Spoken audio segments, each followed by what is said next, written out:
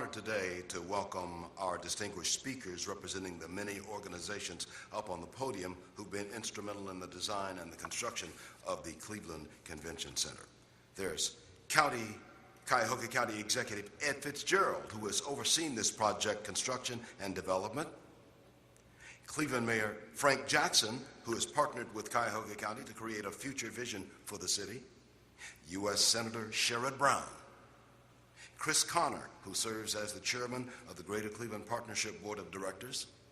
Lynn Komorowski, serving as chairman of the Positively Cleveland Board of Directors. Cuyahoga County Council President C. Ellen Conley, and Cleveland City Council President Martin Sweeney. Please join me in congratulating our podium partners, by the way. As I introduce each group, I will pause and ask them to wave. Please join me in applauding representatives from Vernado Realty Trust and Merchandise My Properties.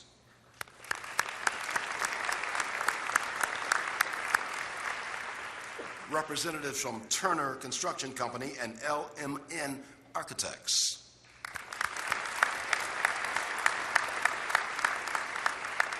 Representatives from Cuyahoga County and the City of Cleveland.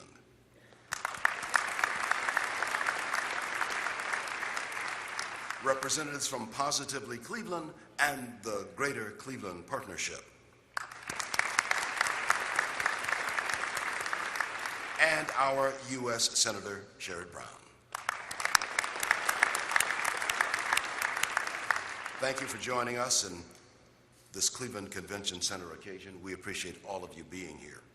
Our first speaker this afternoon has vowed to deliver to Cuyahoga County residents a government that strengthens our economy and delivers excellent services and unparalleled efficiency. In the past week, he joined Mayor Jackson to announce yet another major economic project, the development of a convention center hotel. But before we bring him up, let me take you back just a few years. It was in the 1960s when I was just a young kid in the city of Cleveland. And I stood right above where we are right now. There's a mall up there now. There's a big grassy area up there now. But at that time, that day I had come downtown, there were fountains, water fountains. And the President of the United States it was in the buzz in the crowd that the President of the United States was going to push a button and those fountains were going to come to life. Now, I didn't know whether that was the truth or not. 2 days ago, I confirmed that story, and it was true. President Lyndon Johnson did hit a button somewhere. It might have been a ceremonial button, but he was not in Cleveland. And he hit a button, and the fountains sprang to life. And I was there that day. It was a wonderful day for the then convention center and what was going on in downtown Cleveland. And I was so proud to be a part of it. So here I am again, all these years later, right underneath where the fountains were, as we take another giant step. Certainly people understand the significance of this, and one of those who understands it perhaps better than most, certainly better than most, is your county executive, Ed Fitzgerald. Ladies and gentlemen, a warm welcome for Ed Fitzgerald, County Fitzgerald.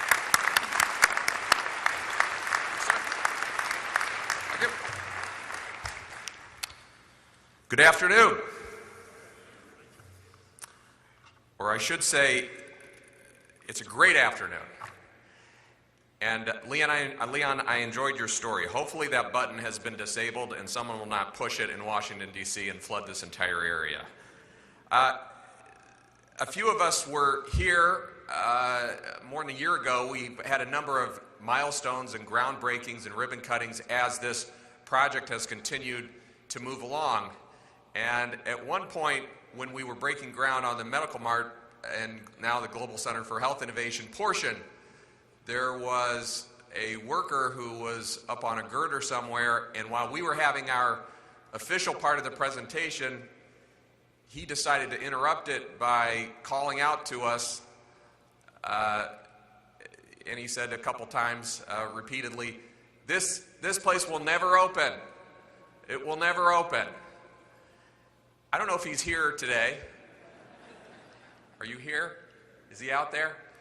But I hope he is, or I hope he's watching it.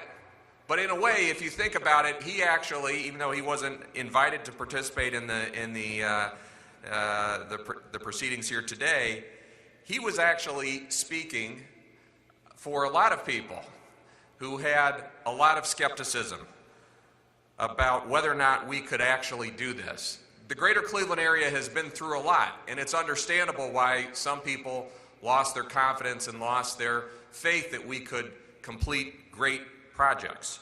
But today's opening is just the latest example of how, despite everything that has been thrown at this community through the years, this community, there's no doubt about it, is now strong, confident, optimistic, and ready to compete against the world again. And this convention center is a testament to the possibilities of partnerships between the public, private, and civic sectors of this entire region.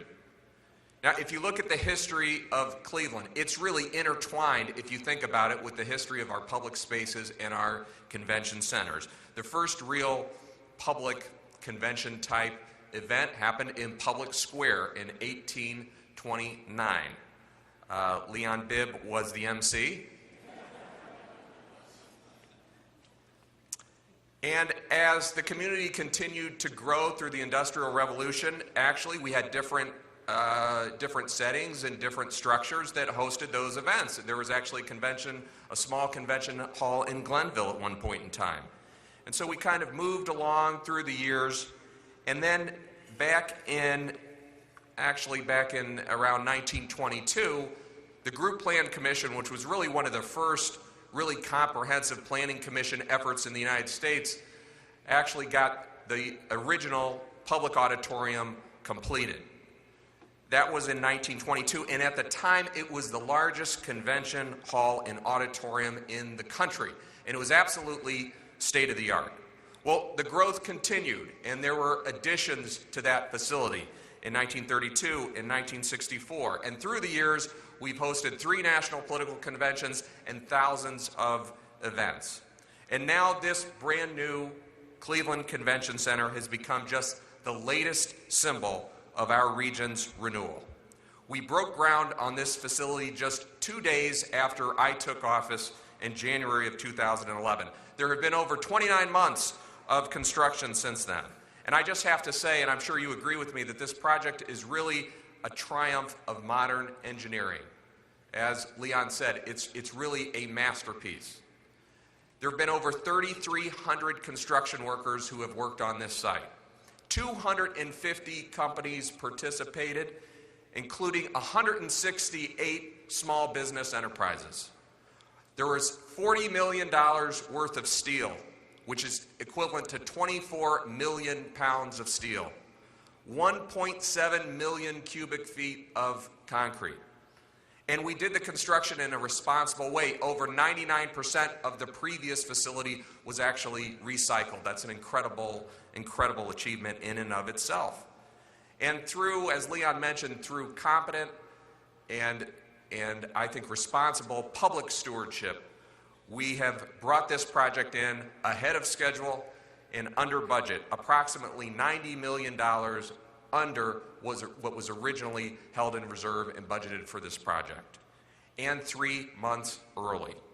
I want to just take this moment, if I could, and just congratulate all the folks on the county side and the public team, folks like Bonnie Tewan, who's our Public Works Director, Matt Carroll, our Chief of Staff, Jeff Applebaum, who's been an integral part in this whole project, and also Mayor Jackson and the entire staff from the city of Cleveland as well.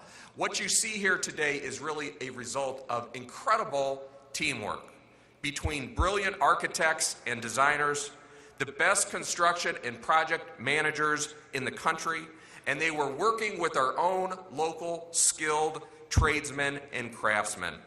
And I want to take this moment in particular for all the people that really sweat and work the long hours on a daily basis for the last 29 months, the workers who really gave their all and their dedication on this project.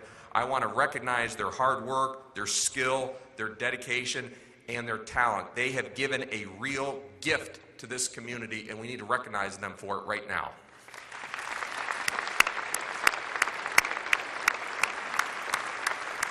And for everybody that worked on this project, as much as you deserve the applause that you just got, your real reward is going to be in years to come. When you're walking or you're driving by this facility, and you're going to be able to point to it and tell your children or your grandchildren that you helped build this engineering marvel that helped put Cleveland back on the map. And when you look around, you can see the results of their expert labor. This entire facility covers 14 acres and over 1 million square feet. Now, with the attached and soon to open Global Center for Health Innovation, Cuyahoga County is going to be able to host international healthcare conventions, attracting even more attention to that industry which has done so much to restore our region to international prominence. We're building on the strongest points and assets in our local economy.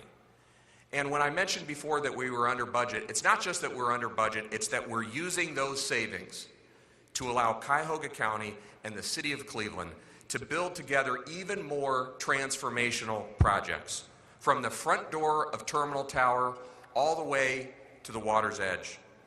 What Mayor Jackson and I mentioned last week is what we are envisioning and what we have the financing for already is a 650-room, $260 million convention center hotel, which will be established immediately to your right, to my left. And we're going to end up connecting not just the convention center, but Public Square to the lakefront, transforming downtown in a way that's only been talked about for many decades. I want to close with just leaving you with this thought. Ask yourself this question: what made Cleveland great? We would all have different answers, but my answer to that question is that previous generations have the guts, the determination, the ambition, and the nerve to believe that they could not just envision great plans, and as great plans as any that have been envisioned in the country, but also that they could design them, fund them, and build them. They respected the accomplishments of previous generations, but they were determined to outdo them, and they did. And that's a fundamental American attitude that made the country great, and made Ohio great, and made greater Cleveland as great as it has been. And I say the same thing. As much as I respect their achievements, we're trying to surpass them, just as I hope the next generation will surpass our accomplishments. That's the attitude that is making this community great again. And all of us here were lucky enough to be a part of it. And this time, we're not going to achieve this and then sit back and rest on our laurels. We have to resolve today, not just to celebrate what you see all around you, but we have to resolve today that we're going to keep the momentum going. We've got to keep this progress moving forward. So as challenging as this project was, and as tempting as it might be to take a break and relax, the question that we should pause and ask ourselves is, now that we're done with this, are we ready to do this all over again as we enter into the next phase? And our answer to that has to be a resounding yes. So I'm certainly glad to see you celebrating here with us today, but I'm looking forward to even more celebrations in the future as we build on this foundation and continue to build Cleveland's greatness into the future. Thank you very much.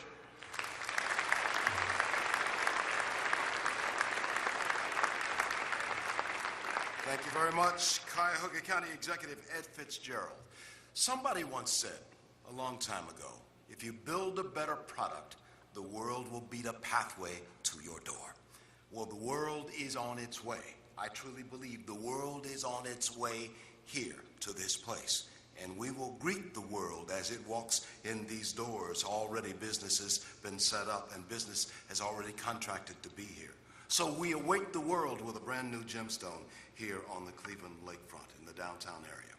The Cleveland Convention Center is just one of a multiple number of downtown construction projects that total nearly $2 billion. When the world comes to this place and flies into our hub at Cleveland Hopkins International Airport, One of the people who will be greeting the world as it comes in is the mayor of the city of Cleveland. A warm welcome, ladies and gentlemen, for the mayor of the city of Cleveland, His Honor, Frank Jackson.